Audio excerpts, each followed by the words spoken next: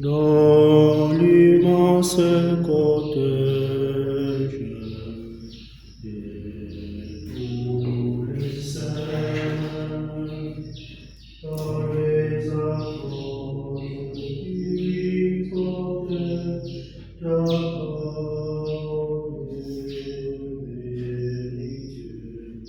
dans le martyr rempli de force et non la foi l'approche scellée.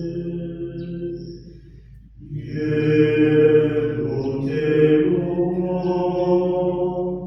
Seigneur, nous t'acclamons,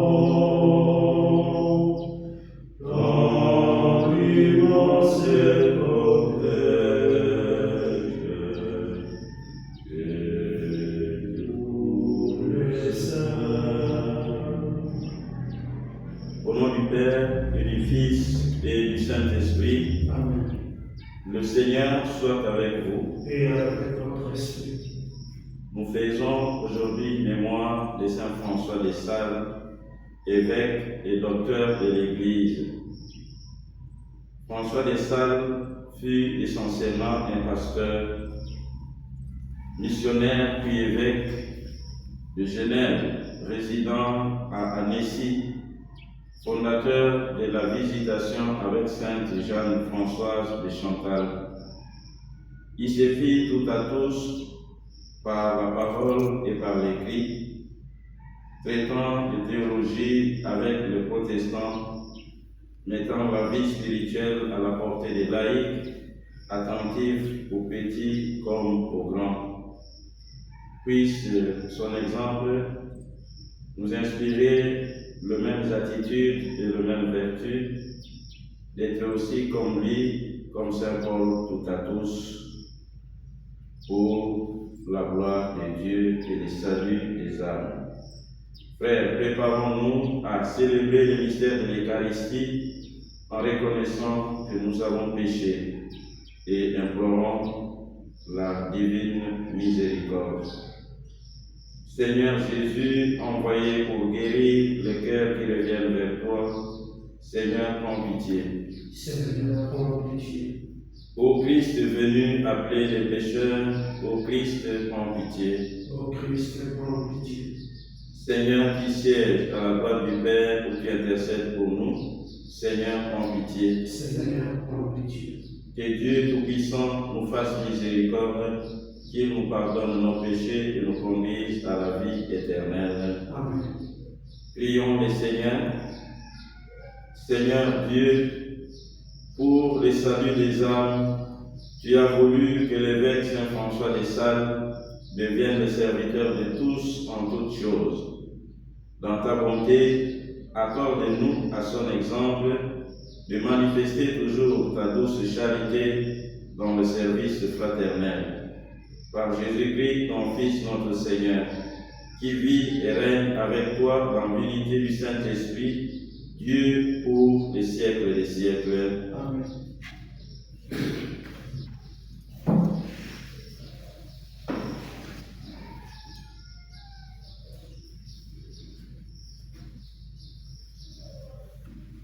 Lecture du deuxième livre de Samuel. Chapitre 1, lecture entrecoupée.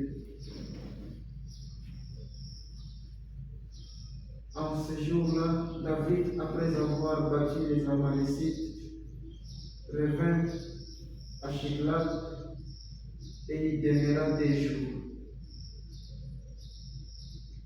Or, le troisième jour, un homme arrivant du camp de Saoul, les vêtements déchirés et la tête couverte de poussière.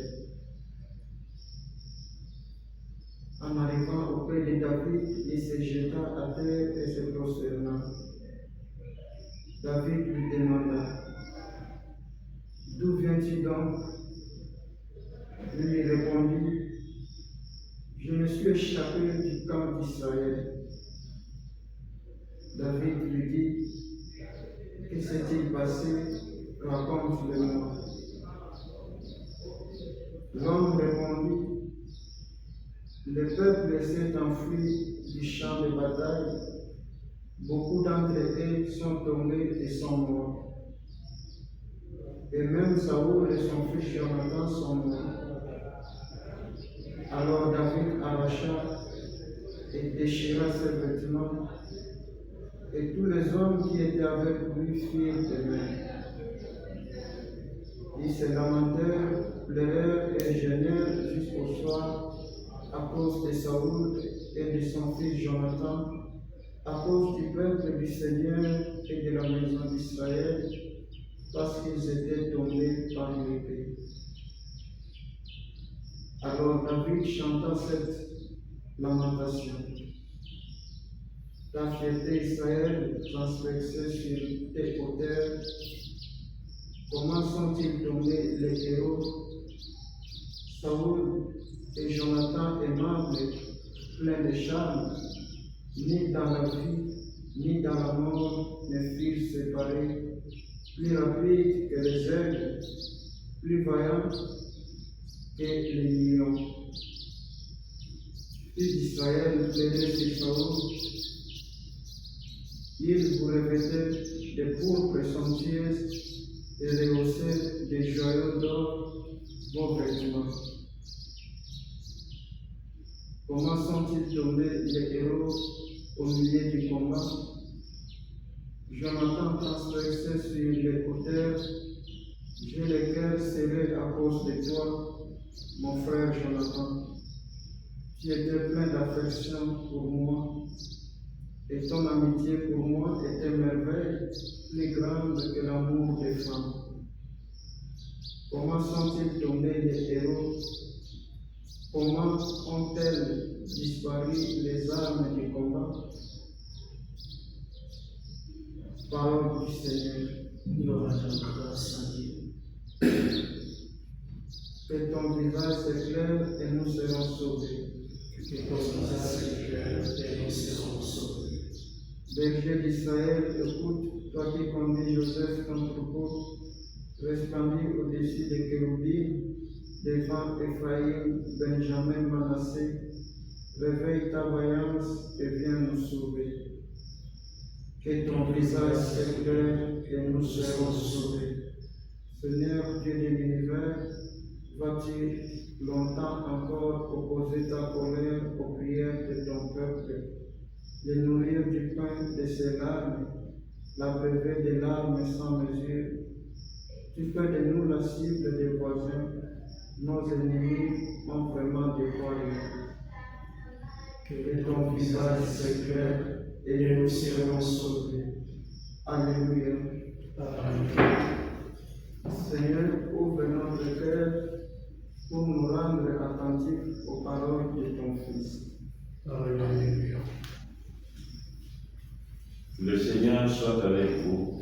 Et avec votre esprit. Évangile de Jésus-Christ selon saint Marc.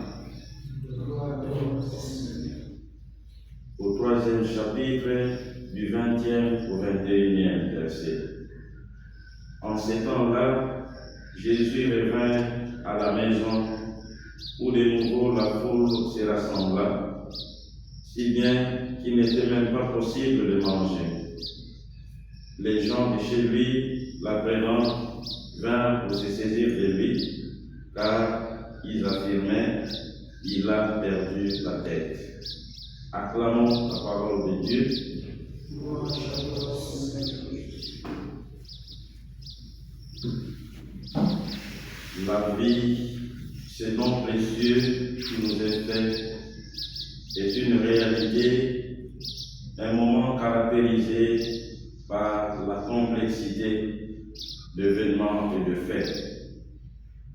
On y traverse les hauts et les bas, en temps de paix et prospérité, on est tout joyeux, et quand surgissent les malheurs, les épreuves, on fond en larmes. Quand la mort surprend, frappe, il est normal qu'on fasse le deuil, car l'énigme de la mort nous aide à prendre conscience de l'état éphémère de notre vie, aussi de notre fragilité, sans nous plonger dans le découragement ou nous pousser à la démission, la mort aide à reprendre le courage afin de nous engager dans un univers où l'espérance et la confiance en Dieu, en soi et aux autres deviennent les énergies vitales qui nous maintiennent. Faire le deuil, pleurer quelqu'un qui est mort peut être une révélation de des attitudes. Pleurer un mort peut être l'expression d'une compassion envers celui qui nous a quittés. C'est là le témoignage de l'amour que l'on avait pour lui. C'est aussi une façon de faire preuve de la reconnaissance à son endroit pour tout ce qu'il a pu réaliser de bien, de bon, dès son vivant. C'est une manière de lui rendre aussi hommage et de marquer l'amitié qui nous a unis à lui. Pleurer un mort peut aussi être un cri de joie, dissimulé par des larmes de crocodile, quand surtout celui qui est parti était considéré comme un obstacle à notre épanouissement. Ainsi, pleurer devient comme un cri de victoire qui balise le chemin de celui qui se dit « ôte-toi de là que je me mette ». Dans l'épisode du deuil organisé par David, pleurant Saül et Jonathan, nous sommes en face d'un David qui crie sa peine de voir celui que Dieu a oint, Saül, qu'il appelait le Messie de Dieu, et son frère et ami Jonathan être pris dans le filet de l'énigme de la mort. L'amour et le respect que David avait pour ceux dont il fait les éloges en les proclamant les héros sont si manifestes dans cet hommage qu'on dirait ou qu'on appellerait oraison funèbre qu'il compose en leur faveur. David nous inscrit à l'école du respect de ceux que le Seigneur choisit et nous donne aussi bien comme guide que comme frères et amis. Avec lui, sachons reconnaître à leur juste valeur le mérite des autres, en leur réservant autant de leur vivant qu'après leur mort, les éloges dignes de ces noms. Et pourtant, pour être à la hauteur d'une telle attitude, nous avons besoin de l'aide du Seigneur. C'est cette grâce que les réponses du psaume 79, posées comme charnière entre les deux lectures, nous fait demander en ces termes que ton visage s'illumine et nous serons sauvés. Dans l'Évangile, nous vivons un moment émouvant où, contrairement à l'admiration que les gens ont de ce qu'est Jésus et de ce qu'il fait, sa famille ne voit en cela rien d'autre qu'une folie manifestée par celui qui pour eux a perdu la tête. Sa famille a-t-elle un projet qu'elle voudrait proposer ou imposer à Jésus? Sa façon de marcher à contre-courant des idéologies du monde ou de leur culture serait pour eux un scandale. Mais ce qui est intéressant et impressionnant, c'est le silence de Jésus face à ce dont il est taxé. Le silence est une attitude louable, une arme si puissante, une force qui désempare, qui rend perplexe.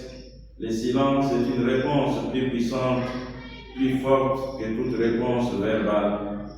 Le silence conduit ou impose une réflexion plus sérieuse à ceux qui se posent tant de questions auxquelles il ne donne des réponses qui n'ont rien de cohérent. À certaines questions, face à certaines incompréhensions, il est bon de répondre par un silence. C'est ce que Jésus nous apprend dans cet épisode. Entrons à l'école de la force du silence pour que notre silence donne à réfléchir à ceux qui aiment vivre dans le bruit. Le Seigneur soit avec vous.